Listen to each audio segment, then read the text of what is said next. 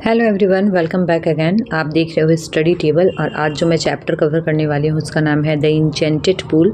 ये महाभारत के स्टोरीज से लिया गया है और बहुत अच्छा है कि सिलेबस में इसको इंक्लूड किया गया है बिकॉज बच्चों को हमारे एपिक्स के बारे में थोड़ा बहुत नॉलेज तो होना ही चाहिए।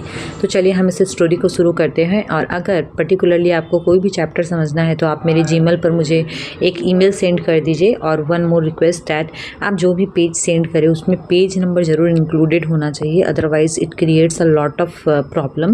लाइक मुझे समझने में बहुत प्रॉब्लम होता है कि कौन सा पेज किसके बाद आएगा। तो पेज नंबर मेंशन किया हुआ रहने से मेरे लिए बेटर है और मैं उसका वीडियो आपको ज़रूर ही बनाकर भेज दूँगी।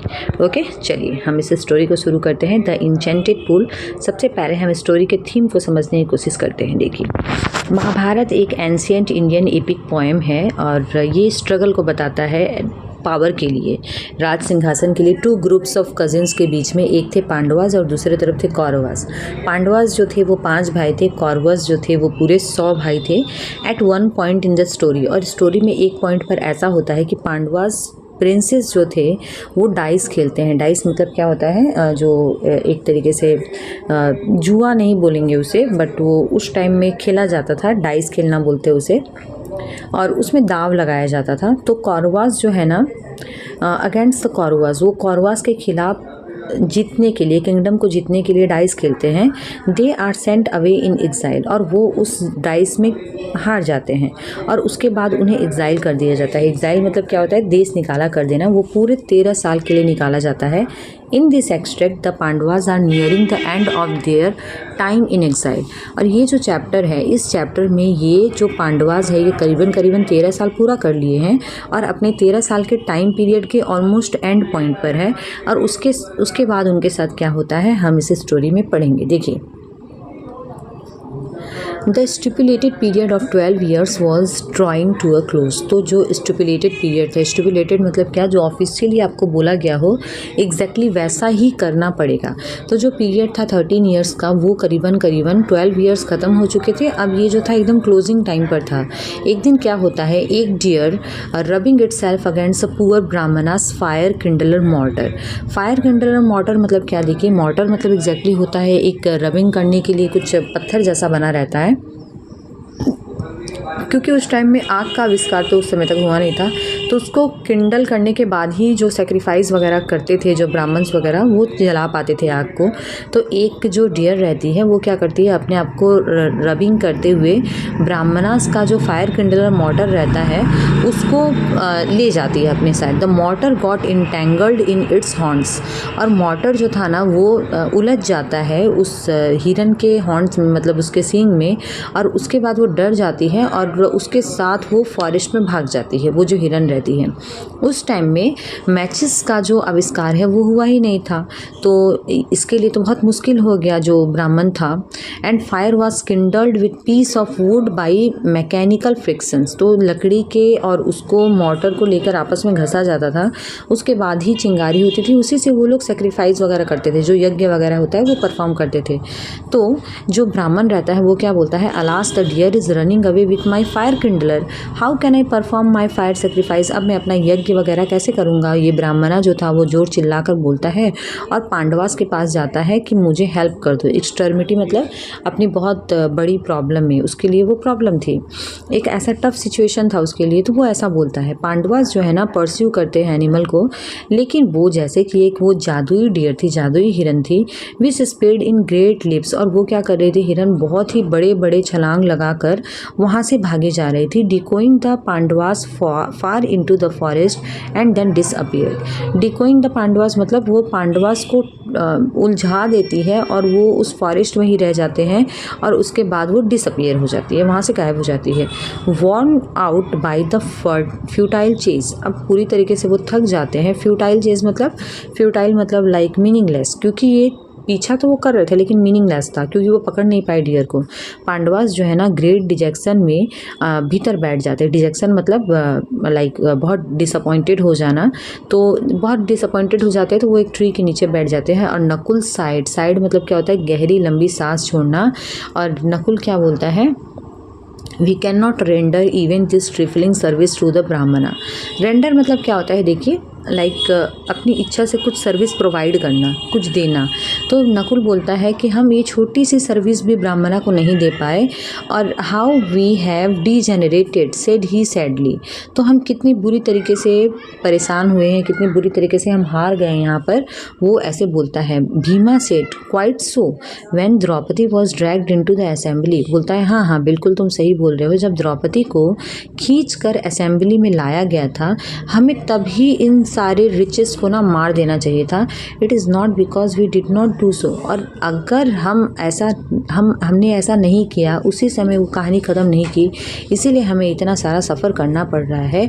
And he looked at Arjuna sadly. Arjuna agreed, Arjun जो है ना एग्री करता है और बोलता है I bore in silence the vulgar and insulting brag. तो वो बोलता है कि मैंने सब कुछ ना साइलेंस में, बोर मतलब क्या होता है कि बियर करना, बर्दाश्त कर लेना।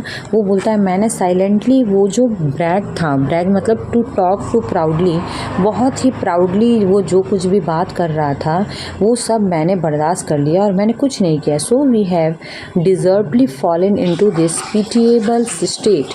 और इसीलिए हम इस पिटिएबल स्टेट में पड़ गए हैं और हम डिज़र्व करते हैं ऐसा। वो अपने आप को ब्लेम कर रहा है। युधिष्ठिर जब नोटिस करता है अपने भाइयों के दुख को और जानता है कि ये पूरी तरीके से अपने चीयरफुलनेस और करेज को खो चुके हैं, at that time he thought they would be more cheerful. और वो सोचता है कि अगर इन्हें और चीयरफुल करना है तो मुझे कुछ ना कुछ तो करना पड़ेगा। He was tormented with thirst. तो वो ना, टॉर्मेंट मतलब टॉर्चर करना, तो वो पूरी तरीके से प्यास से तड़प रहा था। और वो नकुल को बोलता है ब्रदर क्लाइम दैट ट्री, एक काम करो उस ट्री पर चढ़ो और चढ़कर देखो कि आसपास कोई भी पूल या फिर रिवर है जहाँ से हम पानी पी सकते हैं।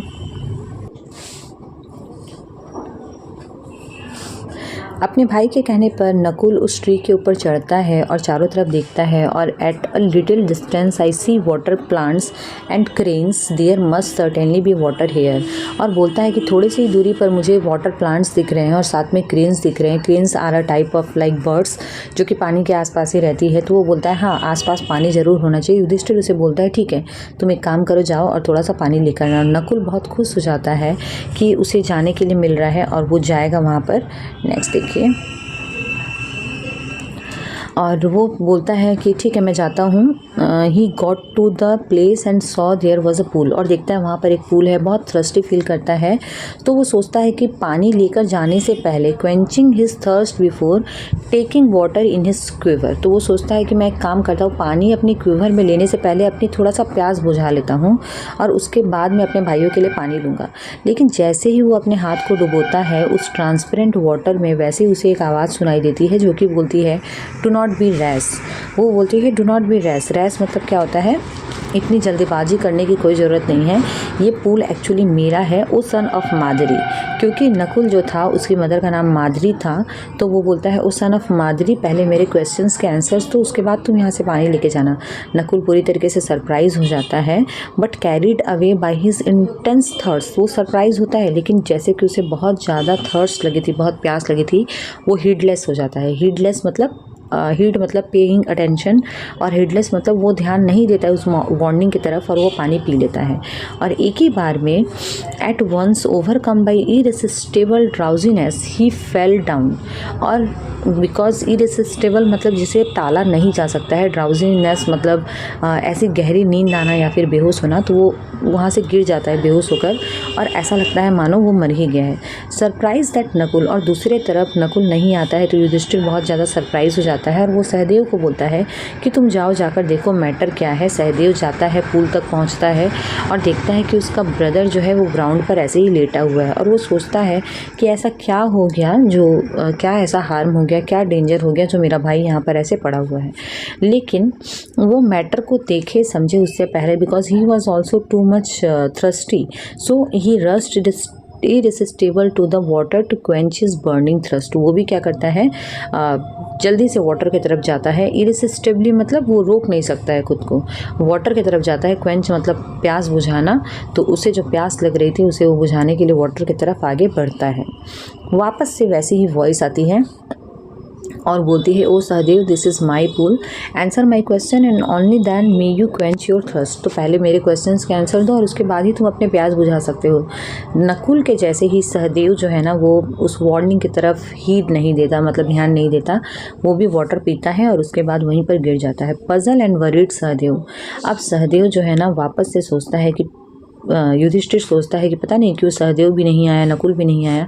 तब वो अर्जुन को भेजता है और बोलता है जाकर देखो भाइयों के ऊपर क्या डेंजर आ गया, एंड ब्रिंग वाटर, और जाकर पानी भी लेकर आना। He added for he was very thirsty. उसने ये ऐड किया कि पानी लेकर आना क्योंकि वो बहुत ज़्यादा प्यासा था। अर्जुन जो है स्विफ्टली, मतलब बहुत तेज, अर्जुन बहुत तेज़ी के साथ जाता है, देखता है कि मेरे दोनों ब्रदर्स यहाँ पर गिरे हुए हैं। He was shocked at the sight and felt that they must have been killed by some lurking foe. तो वो जब इस साइट को देखता है तो वो सोचता है कि ज़रूर ही किसी न किसी लर्किंग फो के चलते ही, फो मतलब एनिमी होता है, लर्किंग मतलब टू वेट सीक्रेटली, ऐसा कोई दुश्मन जो छुप कर बैठा है, उसी ने मेरे भाइयों को यहाँ गिरा दिया है।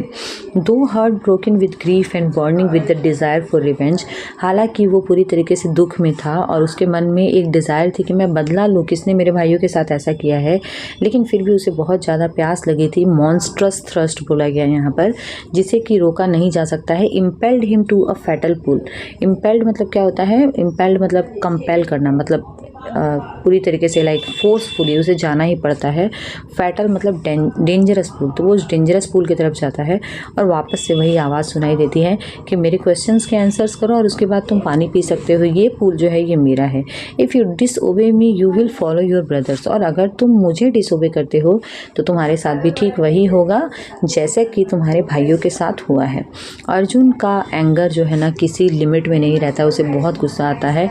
वो चिल्लाकर बोलता है, हु आर यू, तुम हो कौन, मेरे सामने आओ और उसके बाद देखो मैं तुम्हारी जान ले लूँगा। And he shot keen as arrows in the direction of the voice. और जिस तरफ से आवाज़ आ रही थी, बिकॉज कोई दिख तो नहीं रहा है, लेकिन आवाज़ की डायरेक्शन वो पकड़ता है और उसी तरफ तीर चलाता है। द इनविजिबल बीइंग लाफ्ड इन स्कॉन। लेकिन तीर चलाने पर जो इनविजिबल लाफिंग की आवाज़ आती है, मतलब जिसे देखा ना जा सके वैसे हंसी की आवाज़ आ रही है, और हंसी में वो पर्सन बोलता है, your arrow do but wants the ear. तुम्हारे एरोज जो है ना मुझे कुछ नहीं कर पाएंगे, हाँ हवा को ज़रूर घाव हो जाएगा, हवा को ज़रूर प्रॉब्लम होगी। Answer questions and then you can satisfy your thirst. तो वो भी वही बात बोलता है, मेरे क्वेश्चंस के आंसर्स दो और उसके बाद तुम अपने थ्रस्ट को सेटिस्फाई कर सकते हो।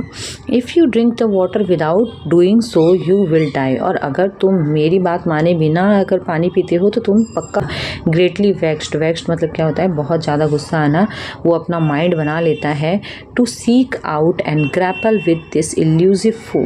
सीक आउट, ग्रैपल, ग्रैपल मतलब होता है फाइटिंग एंड कंट्रोलिंग, कि वो खोजेगा इस दुश्मन को और उसके बाद फाइट करके उसे कंट्रोल करेगा। एंड इल्यूसिव मतलब होता है not easy to catch, find और रिमेंबर। तो ये जो ना दिखने वाला जो इनका दुश्मन है, इसे खोजेगा, खोज कर मारेगा और उसके बाद उसे कंट्रोल करेगा। First he had to quench his terrible thirst. लेकिन वो सोचता है कि पहले तो उसे अपनी इतनी भयानक प्यास जो लगी है उससे पहले उसे सेटिस्फाई करना होगा। Yes, thrust was enemy he must kill first. और उसके बाद सोचता है कि पहले तो वो अपना थ्रस्ट जो है वो बुझा ले, उसके बाद वो बताएगा। So he drank the water and also fell down dead. और उसके बाद अर्जुन भी वही काम करता है, वो जैसे ही पानी पीता है वैसे ही वहाँ पर गिर जाता है। यहाँ पर इमेज दिया हुआ है, आप इस इमेज से बहुत अच्छे से समझ सकते हो ये पूल है और इसकी तरफ ये चारों भाई हैं जो यहाँ पर जस्ट लाइक डेड लेटे हुए हैं आफ्टर एंसियस वेट। और दूसरी तरफ युधिष्ठिर जो एंडलेस वेट करता है, वो भीमा को बोलता है, बिकॉज सारे भाई जा चुके हैं, वो भीम को बोलता है, dear brother Arjun and Arjun the great hero has also not yet return. Arjun जो कि इतना साहसी है, इतना बहादुर है, वो भी नहीं आया। जाकर देखो, पक्का कुछ ना कुछ हुआ है हमारे भाइयों के साथ, because our stars are bad, क्योंकि हमारे ग्रह नक्षत्र ही खराब चल रहे हैं। तो जाकर देखो, quick seek them out and be quick about it. और जाकर तुरंत मुझे बताओ कि क्या हुआ है क्या नहीं, और हाँ पानी भी लेकर आना। For I will die of thirst, क्योंकि मुझे तो ऐसा लग रहा है मैं प्यास से मरने ही वाला हूँ। भीम रैक्ड विथ एंजाइटी, तो वो जो है ना एकदम उसमें भी एंजाइटी पूरी भरी हुई थी और वो भी उस एंजाइटी के चलते बहुत जल्दी जल्दी जाता है। Hurried way without a word, और कुछ नहीं बोलता है, और उधर जहाँ पर पूल था उस तरफ वो आगे बढ़ पड़ता है। उसका grief and rage can be imagine when he saw the 3 brothers lying there dead. और भीम का जो दुख है, ग्रीफ मतलब दुख एंड रेज मतलब बहुत गुस्सा आना, तो ये जो है ना ये इमेजिन किया जा सकता है भीम के चेहरे को देखकर जब वो अपने भाइयों को इस तरीके से लेटा हुआ देखता है। वो सोचता है this is certainly the work of the yakshas. वो समझ लेता है कि ये वर्क किसका है, यक्षास का है। अब देखिए यक्षास क्या होते हैं। यक्षास एक्चुअली स्पिरिट्स ही होते हैं और एक्चुअली गॉड होते हैं जो कि नेचर का नेचुरल तरीके से रक्षा करते हैं। तो इस पूल का जो यक्ष था ना वो इस पूल की रक्षा कर रहा था। I will Hunt them down and kill them. तो वो बोलता है मैं ये जो यक्षास है उसको पकड़ के पक्का मारूंगा, but oh I am so thirsty, लेकिन मैं भी तो बहुत प्यासा हूँ। I shall first drink water the better to fight then. और मैं पहले पानी पी लेता हूँ, उसके बाद ही मैं जो भी फाइटिंग वगैरह है वो करना शुरू करूँगा। और वो क्या करता है, पूल की तरफ उतरता है। डिसेंडेड मतलब लाइक कुछ डिक्रीज होना, मतलब यहाँ पर उतरना, पूल से नीचे उतरना। और वो चिल्लाता है भीमसेन, और वहाँ से फिर आवाज़ आती है Bhimsen be aware you may drink only after answering my question. फिर से वही बात आती है कि तुम ये पानी पी सकते हो लेकिन पहले मेरे क्वेश्चंस के आंसर दो, और अगर नहीं किए तो तुम इफ़ यू विल डाई। तुम अगर मेरे बातों को डिसरिगार्ड किए नहीं माने तो पक्का तुम मरने वाले हो। तो ये बोलता है तुम कौन होते हो मुझे डिक्टेट करने वाले। भीम चिल्ला कर बोलता है and he drank the water widely glaring around. तो वो पानी पीना शुरू कर लेता है हाथ में लेकर, और डिफेंस के लिए, अपने बचाव के लिए चारों तरफ आँख घुमाकर देखता भी है। As he did so his great strength seem to slip from him like a garment. और जब ऐसा वो करता है, जैसे ही पानी वो पीने के लिए आगे बढ़ता है तो जैसे कपड़े हाथों से स्लिप करते हुए निकल जाते हैं वैसे उसका स्ट्रेंथ उसके बॉडी से निकल रहा था। And he also fail dead among his brothers. और भीम जो इतना पावरफुल है वो भी अपने डेड ब्रदर्स के बीच में वापस से गिर जाता है। Yudhishthir waited full of anxiety and thirst. और दूसरी तरफ युधिष्ठिर पूरे एंजाइटी एंड थ्रस्ट के साथ अपने भाइयों का वेट कर रहा था। Have they been subjected to a curse or are they wandering about in the forest in a vain search for water. तो वो सोचता है कि क्या वो किसी श्राप से ग्रसित है, क्या कोई श्राप उन्हें लग गया, या फिर वो फ्यूटाइल वे में, वेन मतलब क्या होता है लाइक मीनिंगलेस तरीके से पानी के लिए ही सर्च कर रहे हैं फॉर वाटर। और हैव दे फेंटेड और डायड ऑफ थ्रस्ट, या फिर वो बेहोश हो गए या फिर वो थ्रस्ट से मर ही गए हैं। Unable to bear these thoughts. अब ये सारे थाट्स को युधिष्ठिर बर्दाश्त नहीं कर पाता है और डेस्परेटली वो थ्रस्ट जो है ओवर पावर करता है उसे, मतलब अब वो अपने आपे में नहीं रहता और वो क्या करता है अपने भाइयों को खोजने के लिए निकल पड़ता है पूल की तरफ। Yudhishthira proceed in the direction of his brothers had taken through tracks infested with wild boar and abounding in spotted deer and huge forest birds. तो देखिए युधिष्ठिर जो है ना उस डायरेक्शन में आगे बढ़ता है जहाँ पर उसे अपने भाइयों के कुछ पाँव के कदमों के निशान मिलते हैं with wild boar and abounding in spotted deer. और वो जो स्पॉटेड डियर जो थी ह्यूज फॉरेस्ट बर्ड्स वगैरह जो थे उन सब का सारा निशान लेते हुए वो आगे बढ़े। नेक्स्ट देखिए आप एक एक चीज़ का वर्ड का अगर मीनिंग समझोगे तो आपको ऑटोमेटिक लाइन अच्छे से समझ में आ जाएगी। गार्डनिंग मतलब क्या होता है, इन सर्कल किया हुआ। तो उस पूल पर इसके भाइयों की जो बॉडी पड़ी थी वो चारों तरफ पड़ी हुई थी। पूल ऑफ पेल्यूसिड वाटर, यहाँ पर वाटर को पेल्यूसिड बोला गया है। पेल्यूसिड मतलब ट्रांसपेरेंट बोलते हैं। तो ऐसा वाटर जिसमें से नीचे ऊपर सब दिखाई दे रहा है, उस वाटर के आसपास इसके भाइयों की बॉडी इन सर्कल वे में पड़ी थी। Water nectar to his eyes. और ये वाटर को ना नेक्टर बोला गया है। नेक्टर मतलब बीज जो हनीस को कलेक्ट करती है, बिकॉज यहाँ पर उसके भाई जो है उस वाटर को ही कलेक्ट करने के लिए आए थे। लेकिन जब वो अपने भाइयों को देखता है, but when he saw his brothers lying there like sacred flag poles thrown pell mell. तो फ्लैग पोल्स मतलब क्या होता है, एक ऐसा पोल जहाँ पर फ्लैग को बांधा जाए। और पेल मेल मतलब होता है एक chaotic situation, in a state of chaos and confusion, ऐसा सिचुएशन। तो जब वो अपने भाइयों को इस तरीके से देखता है उस केओटिक सिचुएशन में, after a festival unable to restrain his grief, तो वो अपने ग्रीफ को, अपने दुख को ना बर्दाश्त नहीं कर पाता है और अपने वॉइस को ऊंचा उठाकर रोता है। तो आज मैं इस चैप्टर को यहीं तक रख रही हूँ, and after that I will start the rest part of the chapter. I will cover it in the next video. तब तक के लिए बने रहिए मेरे साथ, अपने फ्रेंड्स के साथ शेयर करिए, and thank you so much for watching study table.